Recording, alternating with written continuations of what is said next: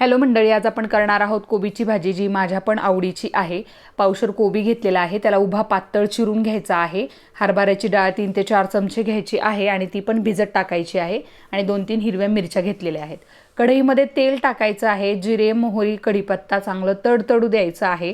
त्याच्यानंतर बारीक चिरलेल्या मिरच्या त्याच्यामध्ये टाकायच्या आहेत तुमच्या आवडीनुसार आणि मिरच्या चांगल्या परतल्या की मग त्याच्यामध्ये थोडंसं हिंग टाकायचं आहे, अर्धा चमचा हळद टाकायचं आहे आणि त्याच्यामध्ये पातळ उभा चिरलेला कोबी आपल्याला टाकून घ्यायचा आहे। थोडासा पाण्यातनं काढलाय मी, म्हणजे शिजायला बरं पडतं। त्याच्यावरती हरभऱ्याची डाळ एक 10 मिनिटं भिजत टाकली होती मी, तर ती पण घालायची आहे। मीठ टाकायचं आहे त्याच्यामध्ये आणि मिक्स व्यवस्थित करून झाकण लावून एक 10 मिनिटं ठेवायचं आहे। 10 मिनिटांनी चेक केल्यावरती भाजीची डेन्सिटी पण कमी होते आणि बऱ्यापैकी भाजी मऊ झालेली असते।